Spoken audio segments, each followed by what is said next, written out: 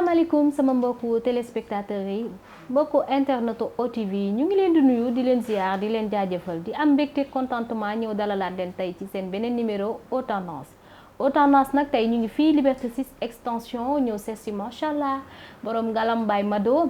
ku ne Mado macha allah xam ne kooku kenn dootu ko présenté ci mim réew macha allah Mado ñu ngi lay nuyu di la ziar di la dalal ci seen émission Haute Tendance. Merci Khady, donc c'est un plaisir de tey nga ñëw seet si ñu fi nga xamante ne moom moo di Glam by Mado, donc c'est un réel plaisir ci noonu ba tey nag mu nuyu waa OTV seen ay téléspectateurs et puis naan leen nag mbégte lay doon tey jàkkaarloog yow. Macha allah tey nag am naa mbégte contentement ñëw jàkkaarloog sama mag sama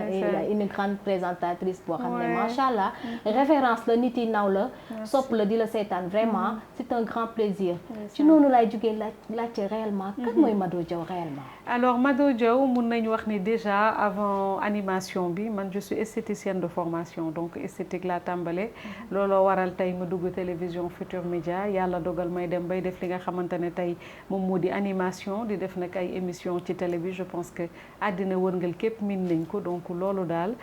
kooku moom mooy Mado donc esthéticienne et animatrice. macha allah am na solo kon daal buñ la gisee Mado c'est une esthéticienne de formation. loo jàng la. effectivement donc dama ko jàngee fii ci Sénégal ci benn école bu tuddoon Exodus une école française bu nekkoon ca tàngu njëkk yàgg na ma def sama formation def esthétique nag yëpp ci biir et puis fa laa amee sama diplôme je suis sortie deuxième de ma formation et puis boobu ba léegi nag mooy exceller ci esthétique. macha allah réccu woo loo doon defee esthétique vraiment ça reflète mi ngi reflété wu bu baax ci yow. ñu am contentement Mado nan nga def ba taxawal sa salon de coiffure fii. Au fait déjà Liberté 6 faut savoir du fii laa njëkk tijji au départ maa ngi woon CPI parce que c'est un rêve que j'avais comme ni nga ko waxee dara moom boo koy def day fekk nga bëgg ko donc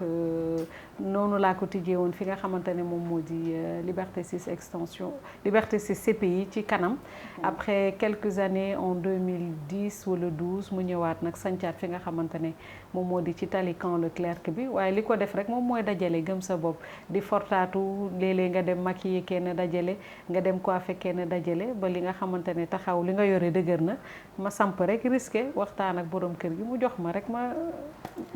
déroulé. am na solo di wane loolu day wane ne nit dafa war a gëm boppam nit dafa war a gëm ñafe parce que loo ñafe rek mu sotti macha allah. loo gëm aussi yàlla jàppale la fi. effectivement Mado dafa jàng coiffure. nan la def réellement ba dugg ci coiffure. voilà au fait faut savoir que man dama mës a nekk bëgg lu jëm ci lu tendance lu xew lu rafet. danga fashion macha allah. gis nga excusez-moi donc ci noonu laa defee nag li nga xamante ne moom moo di formation boobule fekk nag avant dama nekkoon ci benn salon de couture. di fa liggéey yàlla booleeg ma nag ak ay kilifa ay ministre ku ñëw. tout le temps boo solo dama lay naan lii nga war a maquiller pour mu ànd ak yére bi nii ngay defee au fait relooking man au départ loolu laa bëggoon mooy bu ma gisee nit ki mu ñëw wax ma ni mu mel ma ne ko du nii nga war a solo sa morphologie lii moo ci ànd nii nga war a maquiller woo alors bi ma demee ba ki ma doon liggéeyal benn Guinéen la munuma lii talent la bu nekk ci yow c'est un don donc je te conseille nga dem jàngi parce que nit il faut nga jàng pour mën a nekk professionnel donc ci noonu laa duggee ci affaire esthétique bi jàng ko léegi nag esthétique bi dafa am lu bare lu nekk ci biir parce que bu ñu nee esthétique c'est large il faut savoir que beauté des mains mi ngi ci mooy li ñuy duppee ay manucure pédicure y a beauté du visage mooy li jëm ci wàllu maquillage donc ma def maquillage def pédicure manucure soin du visage soin du corps ak yooyu yëpp mais yooyu yëpp nag boo ko jàngee esthétique ba ci coiffure mun nga ci tànn benn boo xamante ne moom mooy sa yëfu bopp ñu gën ma xam nag ci maquilleuse professionnelle. macha allah voilà am na solo kon daal macha allah fii ci ngalam style. Glam style wala glam by Mado ñaar yëpp benn la. Mado turu ngalam style by Mado bi fan la jógee. voilà xam nga man dama bëgg bu ñu nee glam c'est un nom en anglais donc au fait c'est comme si ma naan glamour. léegi nag ma dagg ko parce que man dama bëgg lépp loo xamante ne dafa chic dafa raffiné dafa am classe comme sa robe bi tu es très glamour macha allah donc ma xam ne boo bëggee bind glamour by Mado day gudd. rek après ma ne naa ko dagg ma ne glam ma dem ba ci biir ne dama ci def sama style le style de Mado mooy man sama yëfu bopp mooy je ressemble à une femme boo xamante ne je reste une sénégalaise mais toujours dama am cette petite touche là boo xamante ne damay laal tuuti ci Europe mais laal ci sama africanité mooy femme sénégalaise bi lii neex na tu vois ma le defoon glam style by Mado mais nag nit yi di sonn naan ma dañu sonn xam nga Macky glam style di kaas ku ne ma ne leen léegi nañ def glam by Mado parce que mooy daal ci tënk le glamour tout ce qui est glamour mais avec Mado. macha allah c'est parce que tur bi dafa flashé dafa am scène dafa am déggit aussi. Effectivement donc le nom me ressemble. Mado lu tax waa Sénégal taamu say qualité coiffure. ndeysaan xam nga sénégalais nañ naka jekk dañu bëgg lu baax donc li ci neex rek mooy booy def na nga def lu baax parce que boo doon def leen loo xamante ne dafa safaanoo ñoom dañu mat dañ lay teggi dem seeti ci sa nawle donc je pense que qualité biñ ciy def ak effort biñ ciy def moo tax ñoom tamit ñu taamuñu bëgguñu te ku ci nekk day xool boppam ci yow dañuy naan kii niñ ko gisee muy defaroo bëgg boppam macha allah kon naka jekk lu baax la war a defal donc je pense que looloo tax nit yi bëgg ma ci parce que tungu ne nag du teew ñuy nataal te ku ne xam na ne nit ki lu muy wuyoo lu ne dafa fekk dafa ko war a wuyoo li muy woote lu ne dafa war a fekk mu di ko wuyoo parce que tamit boo nee yow da nga ubbi lu stylé te kenn gisul ci yow style tamit pour gars yi accepter la wala ñu nangu la du yomb surtout sénégalais yi bëgg seen bopp moo tax ñu jox la bopp dëgg la ngalam Baye Mado ñoom ñooy ñawal seen bopp perruque wala dañuy importer seeni perruque non fii on fait de la confection perruque ñun ñoo koy defal suñu bopp tout est fait à la main xale yi fi nekk ñooy toog équipe la macha allah bu ñu toogee ñu waxtaan ku ci nekk xalaat joxe xalaatam ne tey lii nañu def mais quand même liggéey bi moom ñëpp ñun ñoo koy defee importer wuñu dara de temps en temps nag nga rax gis lu xew nga jënd ay lees ak yooyu parce que loolu dañ koy confectionner mais xale yi fii ñooy ñëw seen ay perruque ñoo koy defal seen bopp Mado mooy faral di voyage di jëndali boppam ay qualité greffage am ay cheveux am yow yaay voyage di jëndali say bopp. il m'arrive parfois ma voyager parce que léegi nag xam nga depuis pandémie bi ba tey gëj nañ tukki mais yàlla dogal na ni nag ñu am ay fournisseurs yoo xamante ne ñu baax nañu ñu séqanteeg ñooñu nag kóllëre boobu ba nga xamante ni tey bu ñu gisee soxla nañu par rapport ak sunu commande dañ leen di woo ñu yónnee ñu mënuma citer nag fi ñu koy recevoir après nga dem nga recevoir sa marchandise jox mais lu ëpp nag fii nañuy defaree ñun tungu na nag du teew ñu nataal Mado nan lay def ba gérer clientèle am vraiment fii si ngalam style bu client ñëwee nan ngeen di def ba gérer ko accueil bi nan lay demee voilà xam nga man la différence que j'ai man je suis très collée à mes clientes donc dama leen ñuuxu parce que xam nga man dafa am ñaari rôle yu ma am parce que déjà da ngay nekk une personne populaire ku siiw ak animation bi donc am na nooy doxalee rek boo wàcceewul sa bopp suufeel sa bopp rek day indi blocage mais man nag dama ñëw jaxasoog ñoom mel ni mburoog soow donc da ngay ñëw gis ñuy ràcc léeg-léeg toog waxtaan li xale yi ngeen di def yooyu yëpp xale normal yi sama doomu caméraman beeg ak caméra woman mii bu ñu toogee war a toog ràcc waxtaan dama koy def ak sama cliente lu mu laaj rek dama koy def mais daal mooy complicité moom dama ko def ak sama diggante ak samay clientes effectivement c'est de l'art comme tu l'as dit ouais. Dans la vie il faut être modeste effectivement wàccee sa bopp parce que tamit c'est vrai que tu es populaire mais aussi sa modestie moo lay permettre pour nga mën a gagner nit yi parce que tamit bu fekkee da nga tijji lu mel nii tey ba pare bëgg leen jaay affaire de star tamit sénégalais yu mot yi dañ la fi ne ñukk ni paanu mbali maa la ko wax wuti sa morom Mado bu client ñëwee ngalam style da nga koy bàyyi mu def choix wala da nga koy proposer quelque chose ndax ngay xoolee comme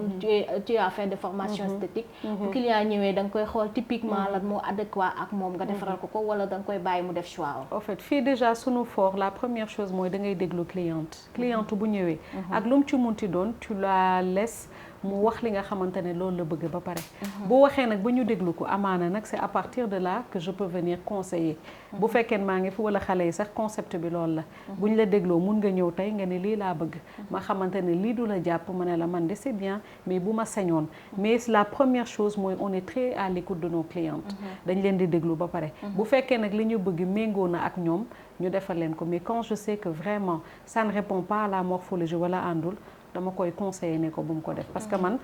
sama objectif mooy nga defaroo ba jekk boo defaroo ba jekk boo génnee sama publicité lay doon waaw parce que yombul nag parce que des fois nga gis clients yoo xam ne dañuy am seen benn idée te est-ce que tamit tey coiffure bi jàpp Mado dina jàpp keneen coiffure bi jàpp Khady est-ce que dina jàpp keneen loolu yëpp dafay jouer ci personne bi. moo tax conseil yi da ciy baax. parce que nit ki du li mu bëgg rek nga ko war a defal. voilà xam nga nit ku nekk ak sa morphologie te bind il faut savoir que lu jëm ci esthétique wala ci jëm ci wàllu coiffure dafay tombeek esthétique morphologie wu nit ki. mooy tey comme par exemple man dama nekk macha allah nit koo xamante ne dama am yaram donc il y a des choses yoo xamante ne quand c'est plaqué je dois pas le faire parce que day ñëwee ba ci kaw tuuti après sa yaram day feeñ. moo tax bu fekkee ku ci nekk ak sa morphologie bu fekkee tu es une personne de forte morphologie nga xamante ne macha allah yàlla may na la nga am bind. donc par rapport à ta coiffure ça doit être une coiffure boo xamante ne dafay xaw a rëy tey boo gisee sama dreadlocks yi ma def dafay ànd ak sama morphologie doo bàyyi xel ci sama yaram. mais bu fekkee da nga am yaram jël lu plaqué te ko ci sa bopp ku la gis rek dina waaw. sama mbokku voilà loolu c'est important. Mado mi ngi wax lu important. parce que tamit des fois tey nga gis benn Khady Ndiaye daal di def benn style nga ne man dama bëgg style boobu fekk style boobu est-ce que adapté na ak sa morphologie. ça c'est très important c'est à souligner aussi. effectivement donc coiffure bu nekk ak moolu kanam bu muy nekkal ak li nga xamante ne moom moo di sa morphologie. c'est vrai parce que man mi di wax ak yow man style milieu. waaw man je le fais pas. effectivement parce que je me dis que ne ça me va pas. c'est man vrai je suis plutôt raide de côté. raide de côté effectivement c'est vrai am na ñoo xamante ne comme par exemple boo amee front trop on te demande de ne pas de def li nga xamante ne moom moo di peut-être ay raie au milieu parce que day wane sa front léegi li nga ko mënee avoir une frange boo xamante ne cette frange là bu ñëwee de côté dina la mën a nëbbal li nga xamante ne moom moo di sa front mais par contre je te confirme ici yow même raie de milieu dina la jàpp ça peut-être yow mën nga ko bañ a bëgg mais en conseil parce que ñi ma la xoolee nii raie au milieu mën na la jàpp quand même. macha allah maa la wax bàyyi xel kon parce que man raie de milieu d'habitude bon c'est non pas mon boobu xam nga lan laa koy def vraiment. dama koy def benn challenge boo xamante ne dama lay invité fii coiffé la defal la benn coiffure en raie de milieu su boobaa di nga xam ni que raie de milieu jàpp na la. macha allah loolu dina ma neex incha allah. fii si Ngalam Style lan mooy seen fort réellement. au fait comme on peut dire au départ comme ni ma la koy waxee esthétique dafa large man nag li ma gënoon def sama spécialité mooy maquillage bi may tijji fii maquillage rek moom moo taxoon ma di ko tijji mais dama dem ba yàlla dogal je n'avais que des mariés mais marié bu ñëw day am coono parce que day naan day dem soit day dem ci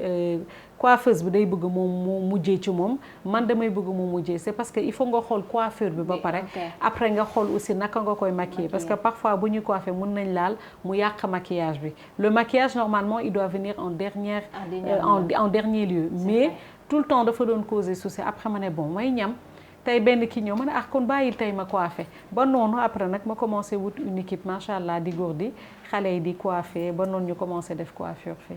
inspiration coiffure cérémonie yi nan la ñuy liggéey parce que c'est pas facile nag. effectivement quoi qu'on puisse dire coiffure yombul parce que tamit nga tiim nit ki coiffé ko ba mu adéquat ak moom c'est pas facile. voilà man nag li ma gën a bëgg mooy des coiffures comme si du nekk coiffure man je suis le style bohémienne.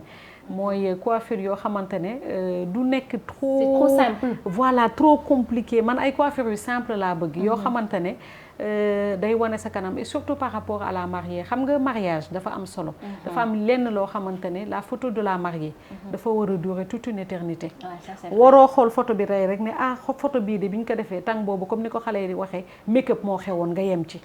photo de mariage fii ba 50 ans war nga ko mën a tijji mu méngoog 50 ans yooyu mooy il faut une coiffure très simple quelque chose de dégagé buy wane kanam bi et faire un maquillage aussi très simple boo xamante ne dina méngoog at yëpp kanamam gi ci noonu laay jógee est-ce que dina ne Mado est-ce que maquillage nit ki dafa war a maquiller wu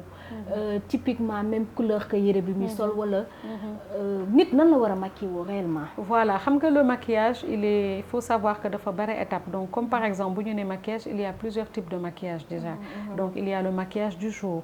il y a le maquillage de soir il y a le maquillage de cérémonie donc déjà 3 types de maquillage am na li nga xamante ne bëccëg bi mooy da ngay def tuuti rek mooy li nga xamante ne moom la ñuy soxla mooy le traçage des yeux ak sa sourcil nga xamante ne bu fekkee da ngay dem ci bureau am na importance bu la nit ki xoolee dina xam ne kii dans son regard il y a quelque chose donc tu n'as pas besoin de tay ba mu bare maquillage du soir ci ngay def nag sunu ay faar ak sunu saf-safal léegi nag de cérémonie ci ngay def nag xeet yi ñuy def nii léegi safal ba mu saf sap donc c'est ça je vois que ne yaa ngi def tu as fait un maquillage de cucu fermé effectivement cucu fermé il y a un maquillage aussi cucu ouvert effectivement yooyu yëpp c'est des techniques yoo xamante ne c'est des techniques de maquillage maintenant man nag mon fort man toujours du ma maquiller selon ni nga solo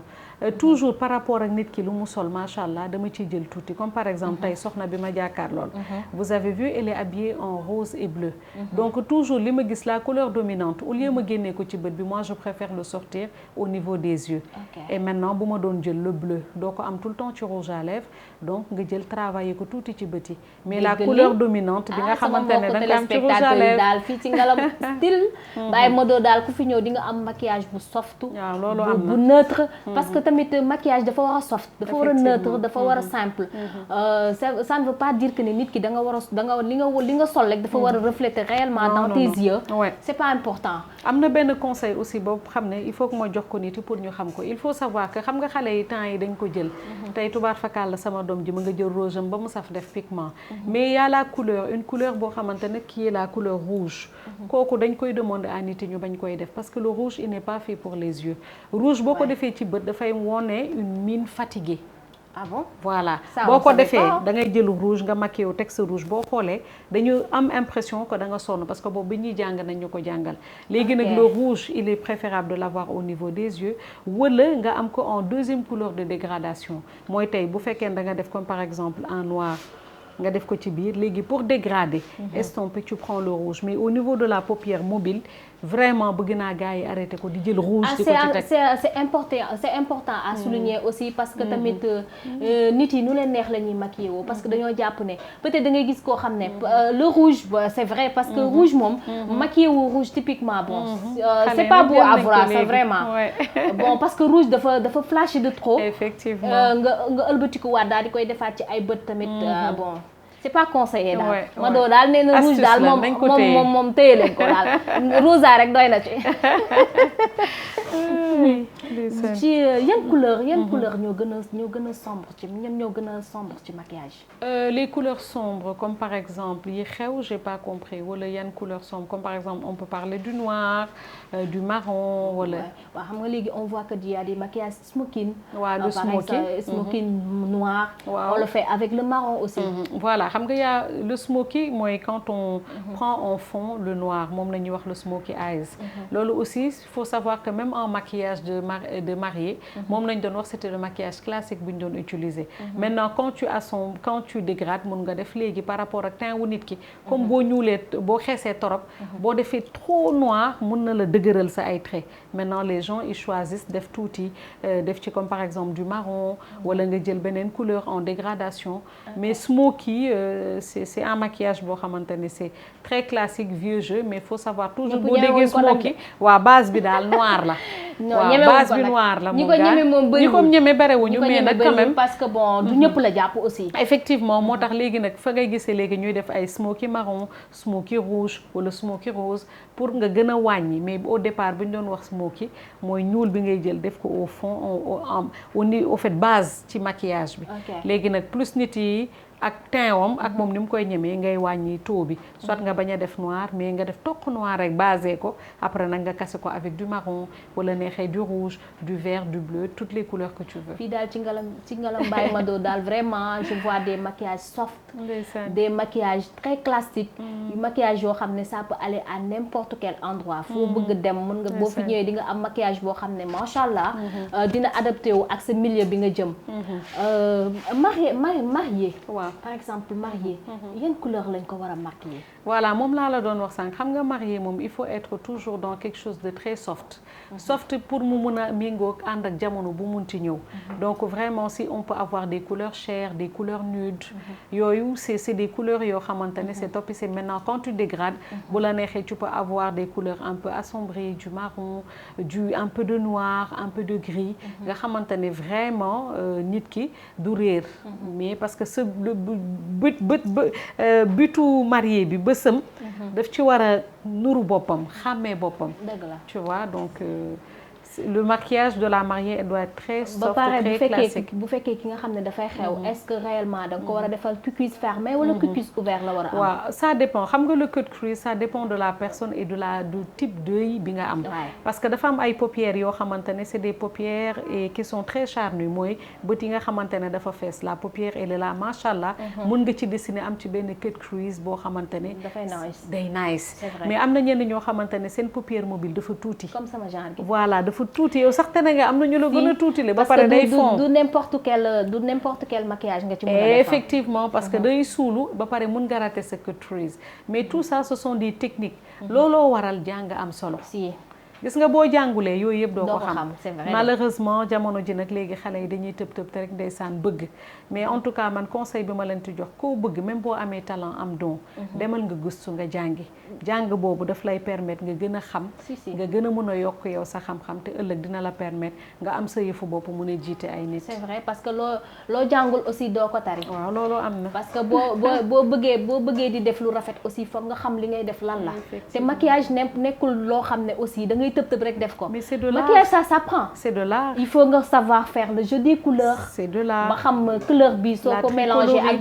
ban couleur la lay jox loolu yëpp ça joue. te tamit c'est pas du n'importe quelle couleur rek nga war a jël rek daal di koy ñaf ci sa kanam. parce que kanam dafa nekk loo xam ne li muy refléter ci nit dafa bëri. vraiment dafa bëri moom laa la doon wax tout de suite naan le maquillage c'est de l'art. du loo xamante ne rek nii c'est important parce que gis nga maquillage. il faut que ñu xam ni que thérapie la.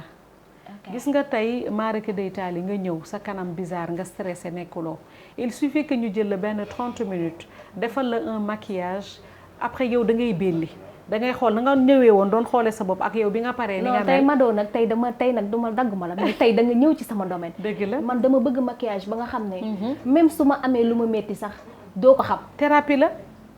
parce que jour bi ma amee lu ma métti ci laa gën a maquillage ci laa gën a mën a maquillé wu ba rafet. su boobaa da ngay xool sa bopp kontaan. tu es belle beaucoup te kenn du la xamal moo tax ma ne. c'est de l'art. et puis nga war a tiim kanamu nit ki tu dessines tu prends ton temps parce que c'est un dessin du ñëw rek kurusmaa njàpp nii dem. déedéet da ngay dessiner man je dis c'est de l'art comme par exemple tey man personnellement kay bu may maquillé bu fekkee ne aw ma musique du ma dem. lu xumb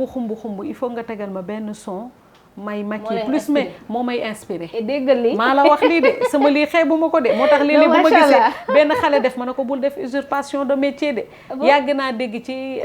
comment il s'appelle médecin yi. ñu naan non léeg-léeg dañu déglu ku mel ni docteur Diaw dégg naa day def son ba mu fort buy opérer mais art la. macha allah donc il faut que ma déglu musique bu may déglu musique léeg-léeg ma toog maquillé nit ki xaw a yëngal samay mbagg boobu li may yëngal moom jàpp na ni neexaayu musique ba la mais boobu man maa ngi naan ban couleur laa war a mën a travailler tey mu jox ma une couleur boo xamante ne dina ko neex parce que mun nga sonn defaral nit ki ba mu baax te du ko neex. waaw c'est important c'est important parce que aussi tamit les goûts et les couleurs ne se discutent pas. des fois mën nga ñëw ne tey kii kat lii laa gis ne moo adéquat ak moom. mais fekk est-ce que dina ko neex aussi. moo tax c'est de là. mais moo tax it man je dis que ni toujours que ni coiffeuse dafa war a mën a nekk conseillère d'abord. effectivement. parce que boo nekkee conseillère yu bari di nga ko mën a parce que tamit nit ki tamit tey bu la indilee yéreem ça ne veut pas dire que ni aussi yére bi rek. nga war a génne parce que yére bi mën nga ko génnee beneen couleur boo xam ne macha allah dafay refléter ak yére bi sañse bi mën a génne. voilà tey comme par exemple nit mën a indi une couleur boo xamante ne couleur bii la. comme par exemple mu ne la rose laa indi rose laay sol mais yow forcément mun nga bañ a jël rose bi comme ni ma lay wax léegi nag mun nga xool même par rapport ak dàll bi mu koy booleel nga assortir ko tey mu ñëw indi la benn mauve mu ne la comme par exemple rose laay sol waaye mauve laa koy booleel ci dàll ak pochette ci mauve boobu mën nga ko génne ci sa bët te moom rose la indi woon war na jàpp ni rose nga ko war a mën a defal nga ne déedéet donc ce n'est pas obligatoire nga jël la même couleur bi nekk ci yëre pour nga génne ko ci bët gi. ça c'est important. Mado ci loolu laay jógee ma ne lan mooy tendance. lan mooy tendance ci maquillage bi lan mooy tendance ci coiffure yi comme ci été la ñu nekk tendance bi c'est large lan mooy tendance. voilà en ce moment parce que ñu ngi ci côté été bi ba tey il faut dire que le maquillage en ce moment il est très nude xale yi jël nañ bu baax li nga xamante ne moom moo di nude bi tu vois le mat aussi au niveau des lèvres c'était bien sorti mais xale yi commencé nañ jël nag le glossé un peu donc di nga jël li nga xamante ne li gën a tendance mooy tey tu prends une couleur sombre nga def ko au niveau de la lèvre supérieure bi nekk ci kaw estompé ko et puis nga jël beneen nude tas ko ci biir nag bu baax a baax nga xamante ne tuuti couleur forte boobu mooy reflété ci kaw pour nga jox ko éclat mu glamour donc da nga koy shining loo nan nga koy shining loo mooy da ngay jël benn gloss vraiment tey je suis émue da nga bëgg parce que maquillage dama bëgg maquillage te li nga expliqué nii vraiment tey. ñoo ko bokk sama émission ala daw mi. donc comme ni nga ko waxee rek nga jël tuuti gloss nga def ci les yeux très soft très nude en ce moment c'est bien xew na ñi ngi waajal ñëw nag ci côté décembre donc xam naa nag bu yàggee dina gën a saf. tendance rouge le éternel rouge moom laa def. c'est une couleur boo xamante ne du mës a changer mais quand même ci période de sedd ci la ko nit di gën a faral di def. Voilà, donc toutes ces couleurs-là sont là. Et maintenant, bu fekkee dama ñëw au niveau de la coiffure, en ce moment, c'est vraiment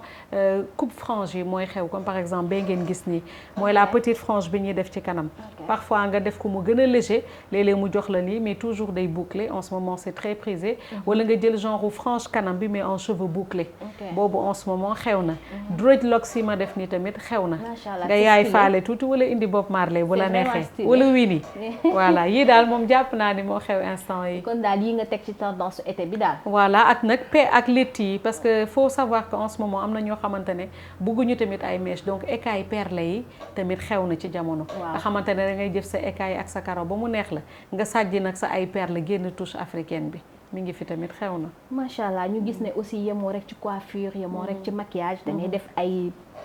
pédicure manucure pose ongle ay shooting. lan nga ñu mën a wax ci loolu. waaw effectivement comme ni ma koy waxee parce que dama jàng esthétique donc esthétique comme ni ma la ko waxee dafa large. donc loolu yëpp mi ngi ci jàng nañ ko war nañ ko mën a tari ba tax na dañ koy def donc on fait pédicure manicure soin du visage. yooyu yëpp dañ koy def parce que dafa ànd ak esthétique. nit ki bu duggee rek war na mën a def soin am yooyu yëpp ba nga xamante ne bu génnee day nickel. waaw macha allah ci côté pédicure manucure ay pose ongle. yan style nga xam ne yow loolu ngay proposé sa mbokk téléspectateur. waaw man nag fii moom pédicure dañuy def yëpp dañuy def pédicure bi nga xamante ne moom moo di oriental bi ñuy utiliser savon noir. donc dañuy def pédicure boo xamante ne aussi c'est relaxant donc am na ay cocktail sel yoo xamante ne moom nañu am nga xamante ne dina relaxer nit ki pédicure à la cire aussi am naa ko fi. donc ak mooy bu paraffine bi excusez-moi am na fi. et puis au niveau des ongles aussi on fait la prothésie ongulaire pose simple dañ ko fi def. dinañ def aussi résine am na fi ak gel surtout gel man j'aime bien gel bi parce que day briller day shining. et puis le vernis permanent mooy yi nga xamante ne dafa xew yooyu yëpp dañ koy def ci glam style. shooting bi lan nga ñu mën a wax ci shooting. voilà shooting bi mooy parfois yàlla dafa dogal comme ni ma ko waxee man dama privilégier li nga xamante ne moom moo di maquillage. donc parfois dama am ay mannequin yoo xamante ne damay liggéey ak ñoom. wala nga jël comme par exemple tey benn artiste boo xamante ne waykat la jël ma. donc bu ma jëlalee ñu war a def shooting mooy damay ànd ak moom toppatoo ko maquiller ko jéem a créer benn coiffure wala defal ko dara ñu ànd ak moom ñu def suñu shooting. donc loolu la pour ñi bëgg def ay shooting bu ñu ñëwee rek ñu defal leen bu muy moom. mbokku téléspectateurs yi yéen ñi nga xam ne yéen a safoo OTV. te ci haute tendance ngeen di xaaree sañse bu rafet. ci ngeen di xaaree coiffure bu baax ci ngeen di xaaree maquillage bu baax. fii ci Galam by Mado fii boo fi ñëwee di nga am. shooting yu rafet di nga am maquillage bu soft di nga am pédicure yu baax macha allah. ci noonu laay gisee ñu gis ne aussi yemoo kase ci coiffure. dafa am benn gamme américaine boo xam ne moom nga représenté fii ci Sénégal yow yaay ambassadrice bi. mu tudd Skin Technology by Latanya. effectivement. venant d'États-Unis gaamu lan la. voilà donc déjà sax il faut que ma remercier leen ci liñ ma choisir parce que comme ni ma ko waxee rek. je pense que sama loolu ci internet bi sax la juddoo. ndaw si dafa nekk États-Unis yàgg ma suivre parce que faut savoir que j'ai une page boo xamante ne fa laay gën a communiquer une page de Facebook de 500 000 personnes. donc moom bi muy gisee nit yi di ma tooñ naan yow yaay l'ambassadrice de la beauté africaine. xam nga Pape Cheikh moom dafa mën a robe sama waa ji mu sàjjal ma loolu rek yi fi law donc après peut-être bu mu xoolee diwam xool sama personnalité mu ne loolu neex na ko. elle m'a contacté ne ma est-ce que mën nga nekk ambassadrice su sama diw fii nga xamante ne moom moo di Sénégal parce que je sais que yow femme yi dañ lay déglu. ma ne ko d'accord donc ma testé ñu def test pendant 3 mois ma gis sama bopp ci diw bi. donc je l'ai utilisé donc c'est une gamme boo xamante ne elle est là pour réparer la peau. c'est une gamme réparatrice ñi nga xamante ne dañu am ay ñol-ñol ci seen yaram mooy maanaam ñu diw ba yàqu. donc ñooñu dañ leen di jaay ci diw bi am nañ ci seen gamme ñi nga xamante ne aussi dañu bàyyi diw mais bëgguñu ñuul parce que nag loolu beneen thème la sax parce que nit ki bu bàyyee diw ni muy ñuulee mun na ko def un choc émotif boo xamante ne mun na ko yàqal lu bare. donc pour nga bàyyi te bañu ñuul moom tamit mu indil la benn gamme ñi nga xamante ne dañu ñuul kukku mu indil leen gamme mais li ci gën a neex mooy dafa dem ba fàtte la jeunesse mooy adolescente bi boole leen ci. xam nga adolescence sa peau day doy waar day bizarre. donc il faut mu am ay produits yoo xamante ne dañ ko ci def mu jàppale la donc moom la mujjee créer waale aussi benn gamme boo xamante ne c'est pour les bébés. parce que yaram dañ koy toppatoo à partir de bébé te nit yi xamuñu ko. ça c'est vrai. diw bi nga koy diw saabu bi nga ko war a sange yooyu yëpp dafa war a baax donc vraiment c'est une gamme complète boo xamante ne bi ma ko gëstoo je me suis vue dedans moo tax ma jël engagement bi accepté nekk ambassadrice bi de Skin Technology by Latanya ici au Sénégal. Macha allah aussi yemoo ko si style technique by Latanya. Il y a aussi une autre gamme boo xam ne Mizani la. Mizani effectivement moom tamit gamme lan la. donc Mizani waa L'Oréal ñoo koy def donc c'est la maison L'Oréal de Paris ñi leen di représenter fii mooy waa Scrupule d'Os donc Scrupule d'Os mu nekk boutique bu mag bu ñëpp xam fi nga xamante ne moom moo di ville donc ñoom après bi ñu ma gisee toujours may liggéey ils m'ont contacté comme da nga am salon donc ci laa jëlee gamme bi parce que ñoom tamit seen gamme li ñuy defar ci karaw dafa baax. te am na ñenn ñoo xamante ne dañuy bëgg toppatoo seen karaw bëgguñu seen karaw dëgër donc moom dafay nooyal karaw ñu jël ko ñi nga xamante ne dañu nappi dañ koy utiliser c'est vraiment une marque boo xamante ne c'est topissime te ay produits mën nga ko utiliser sax ci sa greffage ak ñiy brushing ak xeetu baax la boo xamante ne moo tax fii daal ci Ngalam by Mado ba ki ku fi ñëw di nga am produit yu baax macha allah am nga produit ku am sa cheveux bu baax tamit cheveux tamit dafa laaj entretien effectivement parce que boo mënoo jënd sa cheveux mu cher ba pare te doo ko entretenir tamit fii daal kon daal fii ci Ngalam by Mado ku fi ñëw di nga am style produit yu baax yoo xam ne di nga ko mën a utiliser si say greffage di nga ko mën a utiliser sa yaram di nga nice di nga belli yemoo dong ci maquiller nit ba mu rafet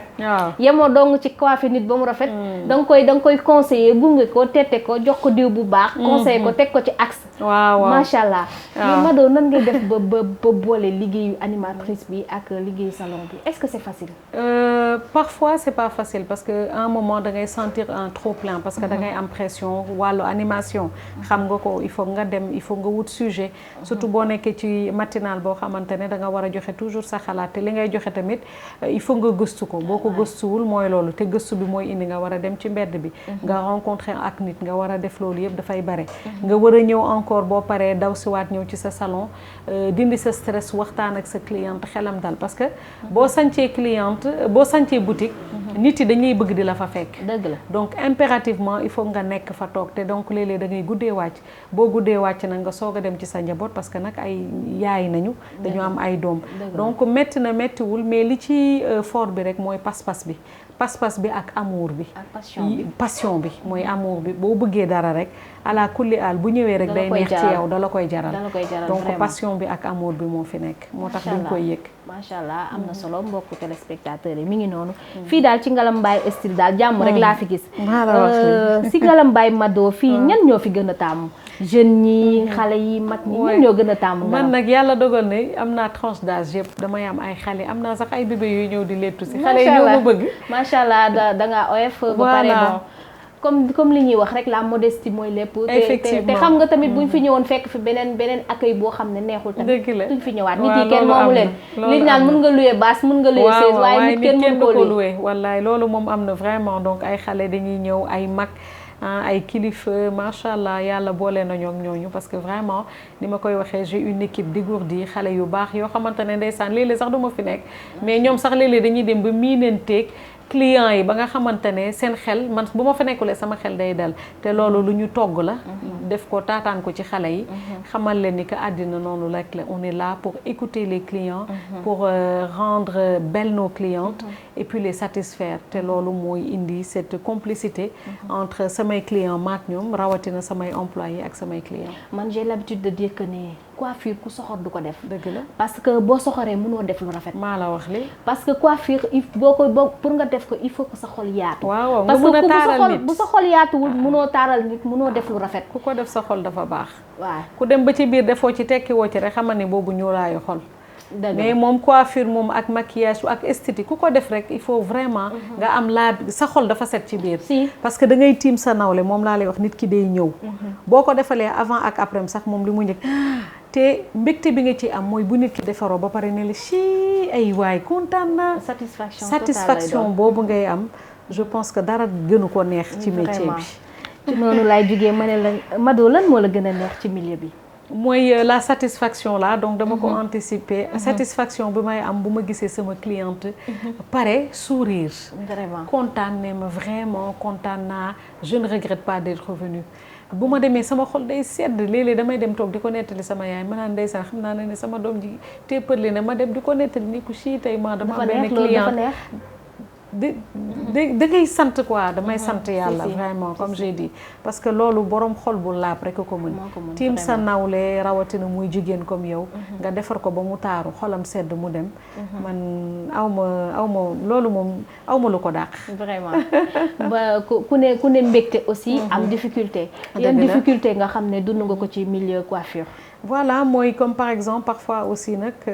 ak ñi ma ko sañ a wax parfois tu rencontres des clientes qui ne sont pas du tout faciles. comme yu mel ni Khady Ndiaye rek. waay gis yu mel ni Khady Ndiaye rek daf lay leer ne sax yow léeg-léeg sax da ngay jaaxle da ngay ne est-ce que kii ñëwul pour leneen. ndax di ngay sabab lu sëgg ci moom defar ko mais da lay def yoo xamante ne yow sa jëmu bopp da ngay xam ne bu doon yàgg moom ci mbedd mi. doo leen séqalu ne mel dëgg la parce que sa caractère sa fulla ak yow ki nga doon xam sa bopp xam yaay kan doo leen ko séq waaye comme dafa ñëw indi dooleem indi ñaqam nga war a bës sa xol defar donc parfois c'est ça tu rencontres des clientes vraiment qui ne sont pas du tout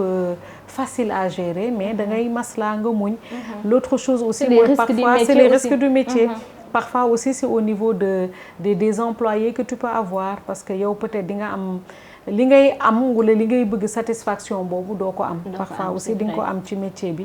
et je pense que y a que ça donc parfois loolu kese la quoi mooy difficulté yi quand même. Mado ban anecdote nga xam ne dund nga ko ci milieu bi daal loo xam ne moom vraiment ça t'a marqué. mën di wax dëgg bari na de wax dëgg mënuma ko sax fàttaliku en tout cas j'ai vécu de bons moments dans ce métier-là parce que c'est un métier que j'adore c'est un métier que j'aime man dama bëgg taaral nit léegi nag peut-être li ma ci marqué mooy xanaa ay kilifa yi ma jota parce que nag dañuy wax maquillage mais comme je t'ai dit je parlais de shooting donc j'ai eu le privilège de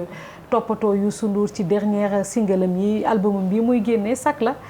parce que je me dis que c'est une star interplanétaire tey ëllëg ñu ne kan moo ko defaraloon wala kan moo ko kiyoon lu mu tuuti ci nit man tuutiwul ci man parce que nee naa la même photo bi boo ko wane woon bitim réew dina am fenn fuñ la teg donc ku mel ni Adja Dégène Chimère bi may soog a sos sama salon law la cat dafa doon ñëw sac la ndax nit dañ ko bëggoon mais personnalité la te am na ay kilifa yu bare yu ma yàlla booleel bëgguma lim seen tur mais chance boobu moom laa ci am donc mënu ma wax anecdote daal boo xamante ne marqué na ma mais daal yi ma jot a taseeg nit ñu baax ñi wala client yu humble yu simple yi may gis oyof ñëw mbégte la daal ça a toujours été un bonheur ce travail. vraiment neex na am na solo. ñu am contentement ak mbégte dalaloon la tey ci seen émission Haute Tendance vraiment nga nekk nit ku disponible. nit ku oyof nit ku modeste vraiment amul benn complication. bi ma ñëwee ne la dama bëgg a tourner ak yow da nga ne ma amul benn problème vraiment. ñu lay laaj sa kàddu gu mujj lan la. voilà donc damay santaat yàlla rek macha allah comme ni nga koy waxee ndax sama nawle yi bare nañu ñu tëb ñu bare ñëw jël ma donc